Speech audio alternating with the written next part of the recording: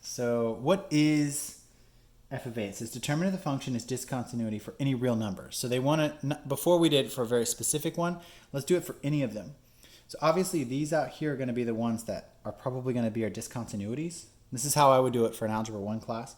I would look through and say clearly 2 is open, but then it's filled here, right? X equals 2 there. Cool. And then 4 is open, but then it's filled by 4. So this theoretically looks like it could be continuous, but we want to see what these outputs are at the boundaries, right? So let's check it out where x equals 2 and x equals 4. These are the ones we need to look at quite quickly. So at x equals 2 in this top function, what do we get? We get 3, right? So we get y equals 3. And then down here, when x equals 2, right, we get 3. So there you go. That's nice and continuous. Good. So x equals 2 is okay. There's no jump discontinuities there. And how about at 4? So it's 3. So y equals 3. And then let's plug in 4 into this bottom equation. So 4 squared is 16. 16 minus 11 is 5. So there's our jump discontinuity. So look, it jumps from 3 to 5. So there is a discontinuity, and it is at x equals 4. Cool. And it's a jump discontinuity. So let's go through, though, and let's do it the way they taught us to do it. So they say find condition 1, which is f of 2, right? F of 2 is satisfied. It does come out to be 3. Good. Find the limit on each side. The limit does agree. So condition 2 is satisfied. And condition 3, do the limit and f of 2 equal each other? And it does. So there's no issue. It's continuous through x equals 2. Cool. Let's do the next one. 4. And this is exactly what I just did in a different way. So let's say at x equals 4. So check that. So the input at x equals 4,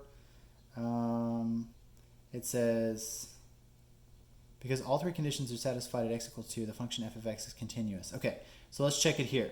Condition 2. Okay. They skip condition 1, which is, of course, fine. Condition 1 would be putting 4 into this equation. So 4 into this bit would be 3. 4 into here would be 5. So that's our two outputs. Let's actually... oh,